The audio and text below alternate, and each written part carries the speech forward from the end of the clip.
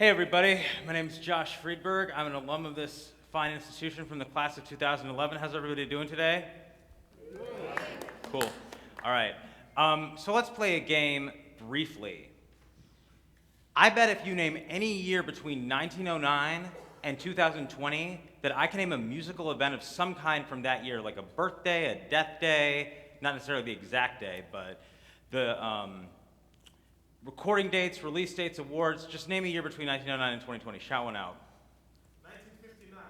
That was the year that Miles Davis came out with Kind of Blue, 1959, and a whole bunch of jazz classics like Giant Steps from John Coltrane, Time Out from the Dave Brubeck Quartet, The Shape of Jazz to Come from Ornette Coleman. That's plenty. One more year? 46. I heard 46 and 72. I could do both. 1946 was when I believe Billie Holiday recorded and possibly released the song Good Morning Heartache. 1972 is the year of the album Exile on Main Street from the Rolling Stones when that was released. Stevie Wonder's Talking Book with the song Superstition, and David Bowie's The Rise and Fall of Ziggy Stardust and the Spiders from Mars. You get the idea. So I know this much about music, and I have this kind of memory for little facts and details and all kinds of things because I am autistic.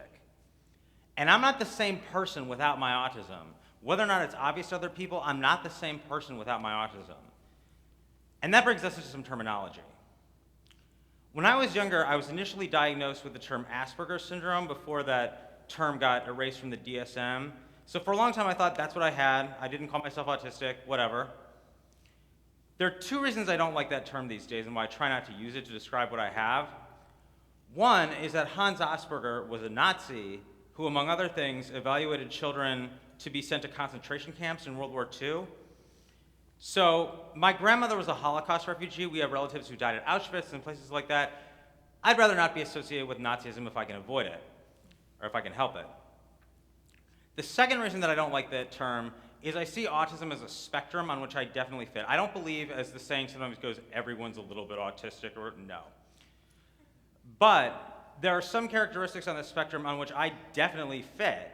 For example, high sensory sensitivity issues, like with lights and sound and touch and texture and things like that, for picky preferences for certain kinds of food or clothing or whatever. Other examples include a highly literal understanding of language, which I'll talk more about in a minute, and also trouble understanding nonverbal communication. Those are huge for me. Now, growing up, well, before I even get into that, there's more. There's another term that I want to break down, which is person-first language, and why I don't like it and why I try not to use it if I can avoid it. Person-first language has been sanctioned in education and medicine and law and other institutions as what we're supposed to call, quote-unquote, people with disabilities. We're supposed to call them that instead of disabled people. There are multiple reasons I don't like why I don't like person-first language. I think a lot of, as I've talked to them at least, a lot of autistic people, as we call ourselves, as opposed to people with autism, a lot of disabled people as well of different kinds, don't like person-first language because we feel it minimizes and erases very real issues of who we are as people. I am not the same person without my autism, which is why I use the word autistic as a grammatical modifier that is an adjective to modify the word person. It literally modifies who I am as a person. Now, growing up as an autistic person, I assumed for a long time, I just didn't think I was creative. I didn't understand what creativity was in my life or anything else. I don't understand a lot of visual art. I don't understand a lot of metaphors and figurative language and literature. I have a grandfather who was a poet, Mark Perlberg, but I did not get the poetry gene for whatever reason. And I was an English major, by the way, when I was here. So, given all this, I always in some way or another understood, aesthetically or otherwise, the sound of music. In some way or another, it just got to me, metaphorically. And part of how this manifested itself in terms of my disability and how I understood music was how I got confused with certain metaphors and figures of speech. For example, the song Beat It by Michael Jackson from Thriller from 1982. Beat what now? What's being beaten? I don't get it, whatever. Or I Heard It Through the Grapevine, made most famous by Marvin Gaye in 1968. How do you hear something through a grapevine on a tree? I have no idea what that means. Or in more recent decades, something like Drop It Like It's Hot from Snoop Dogg and Pharrell. I had no idea what that was about. So Apparently, by the way, I mean, I thought it was like a beat in a club or something like that. No. Beat it means like get out of there or leave. I heard it through the grapevine refers to like gossip. I have no idea what that has to do with grapes. Alcohol, maybe? I have no idea. And the thing about drop it like it's hot is it refers to a butt dance that may or may not be the same thing as twerking. I had no idea, and I actually had to ask a professor about this, thankfully not in class. So you get the idea. Growing up, I assumed I wasn't creative because, among other things, I could memorize tons and tons and tons and tons of information, but I couldn't understand, again, visual art, metaphors, things like that. My memorization skills for things like countless songs, lyrics, and melodies, long monologues from like video cassette tapes back when they had VHS or DVDs, people's birthdays, long list of those, list of the US presidents backwards and forwards, and their wives and their vice presidents, as somebody I know said. I memorized all that information, but I assumed, for different reasons, that that didn't make me creative, or it made me actually not creative. Here's an example. When I was in kindergarten, I plagiarized a story for show and tell that I had memorized from an audio cassette tape about dinosaurs. I couldn't come up with anything fictional or metaphorical. I don't think I'm going to get anything revoked for, saying I plagiarized something in kindergarten, but lower school diploma or whatever.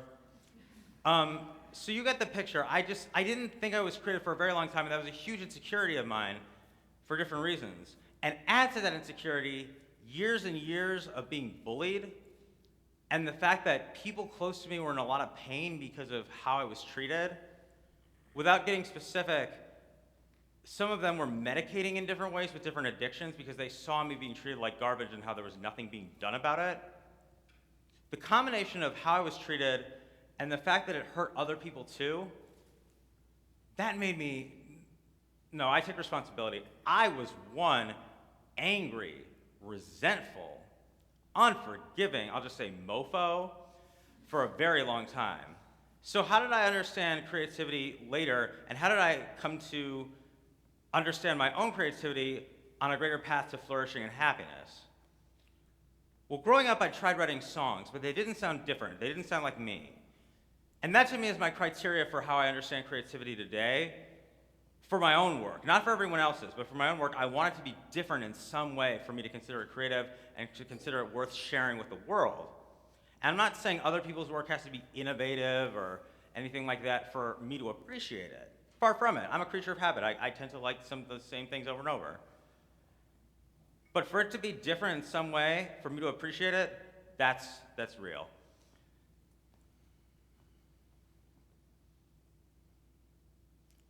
Now, in the fall of 2006, during my very first semester here at Earlham College, I was really angry at a friend of mine who frankly was insulting the hell out of my autism. And one day, I had this kind of epiphany when I had this repetitive tune and rhythm going on in my head when I started reciting in my own head like a list of insults from that person and other people from throughout my life. And then suddenly I realized, oh my God, this could be a song. No joke. So within the first hour of writing this, within an hour, I had my first song ever that I was proud of. But I put that song aside for 2 years because I assumed no one would appreciate it. I assumed nobody would like it because it was too self-centered, it was too much about me and my experience. I wrote it about being autistic. I thought nobody else would understand. The first time I ever performed it for a big audience was exactly today, 11 years ago. It was March 7th, 2009. And I'll never forget it as long as I have any kind of memory, hopefully. I remember all these people telling me that they could relate to my song, that they were impressed by how brave it was and a lot of other things. They didn't know I wrote about being autistic, but hearing that people related to my song was one of the great shocks of my life. So that night, I got on stage. I heard people cheering like, yeah, Josh, whatever. And I heard,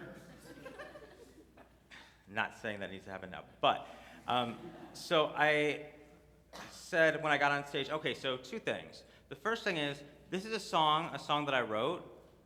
And the thing is, this is a song that is unequivocally about me And the second thing is, when I say I was never wrong, I don't mean about facts, I mean about my existence. And then I went into this direct literal song that changed my life, and the later part of it that you'll hear at the end of this song, the way I do it now, was added later because a professor said, what about the nice things people say? What about the things I said? You'll hear those too. So this is called Some People Say.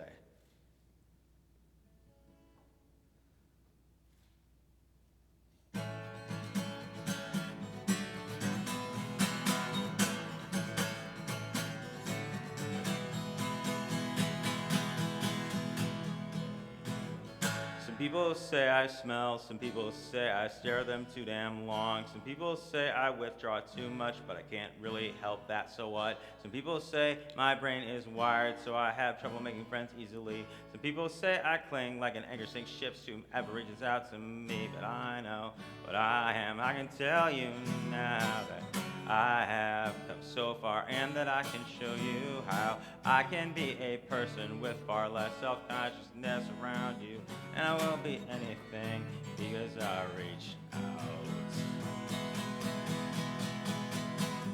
Some people say I take things far too literally and personally. Some people say I use too many like extra grammatical phrases like. Some people say I'm too sensitive to ever take criticism well. Like, some people say I'm also too critical to ever sit back and enjoy life. Some people say I give too much thought to every little detail. Like, some people say I don't find room for everything important. Like, some people say I yell right in their ears, yeah.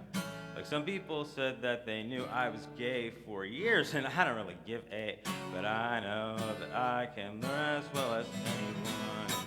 I know that I have enough courage to stand up for others when they really need it, so that I can be an asset. So please don't misunderstand if I just don't get something you say. 'Cause I am kind and I am sweet and I am smart and I am a good person. I am something more than what you might expect from me. I may mess things up from time to time, but I will never hurt you unless you hurt me first. So please don't ever hurt me first. Some people say I don't get subtleties unless they hit me over the head. Some people say that I hold grudges for too long. Fact. Some people say that my world's limits are choices and self-imposed, but some such people that just don't know, no, 'cause I know I am, despite if you tell me otherwise, and I'll keep doing what I do, even if it means that I can't compromise. I can't be what isn't me, so please don't ever try to make me change, and I will be anything, because I was never wrong. And this is the part that was added later. Some people say I'm gonna make a mark on this world. Some people tell me I'm a star and a genius. Some people say there needs to be more people in this world like me. Some people say that I contribute lots to my community. Some people say that I inspire them and write so beautifully. Some people say that my existence is not a mistake and their hero is me. Some people say the difference that I make is really obvious. Some people say that other symbols of me were just ignorant. Some people say that my singing and songwriting are gifts and I should always be proud of me. Some people say that I deserve a standing ovation for everything I do at my college graduation. Some people say that I rock this earth and they love me and they'll never get me. Yeah. I know I am, even though I did not for so long. I know that I can do good because I've already accomplished so much more than for what I once gave myself credit. And though some might still put me down, I'll do what I can to not let it get to me. 'Cause I'm smart and yes, I am beautiful. Some are straightforward and others inscrutable. But no matter what some people say, I know that I am here to stay.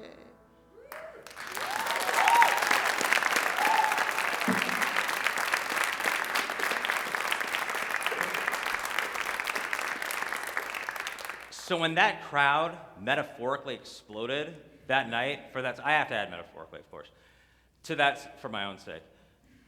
When that crowd exploded metaphorically that night for my song that I'd written about my autism, I not only found acceptance and validation beyond my wildest dreams, I found my creative voice in my writing. That song wasn't just for me after all. And the thing is, that is one of the most surprising things that I've learned about creativity, is that sometimes the most personal and creative and autobiographical and specific work can be the most widely applicable to many.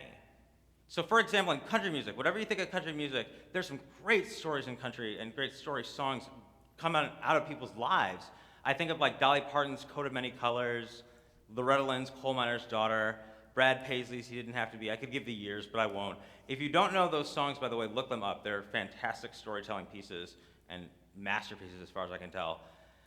And I'm not comparing my song or my experience to theirs in any way, but when I wrote and spoke and sang and played and performed my truth, I can't tell you how much it's changed my life and my idea of creativity.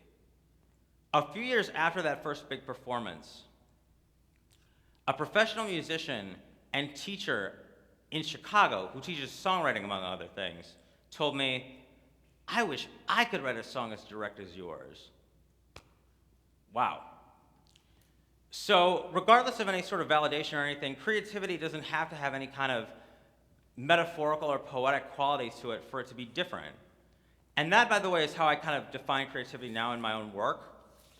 As long as it's different in some way, the way I think of creativity is different thoughts and actions that are different from the norm. And that doesn't mean all norms are bad or negative. Showering every day, I think that's a positive norm, it's fair to say. Doesn't mean I always followed it when I first got to college, but that's another story. But some norms are things like racism and sexism and classism and cissexism and ableism and heterosexism and anti-Semitism and things like that. Those norms should and must be questioned. And that's where creative thoughts and actions can come in. And why today I'm grateful for my autism, because without it, I would not be the creative being that many people consider me to be.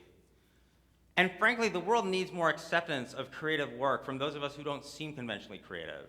So contrary to what you might hear from an organization like Autism Speaks, who I don't like, for different reasons that I won't get into, the world does in fact need more people in this world like me and like us autistic people. If one autistic person, for example, hears my talk, or hears my song, or reads my story, or whatever, and feels greater affirmation of who they are and what they're capable of doing, I will have more than achieved my mission. Today, I'm an award-winning published author with over 30 online publications. I have 2 literature degrees. Speaking of metaphors, that was not easy. All the metaphors in literature, wow. I tutor and teach college-level writing, which is a big deal to me because I struggled with college-level writing when I first got to Earlham, when I first got to this school in 2006.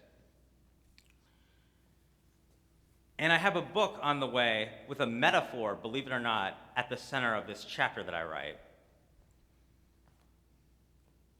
So even if I sound a little bit like Drax from Guardians of the Galaxy, being hyper-literal, like, he says things like, "Nothing goes over my head, my reflexes are too fast, I would catch them." Plenty of things are going to go over my head in more ways than that. The metaphor at the center of my chapter affirms my creativity for me. The fighter still remains. It's from one of my favorite songs of all time. It's The Boxer from Simon & Garfunkel from the album Bridge Over Troubled Water from 1970, track 6. Side 2, track 1.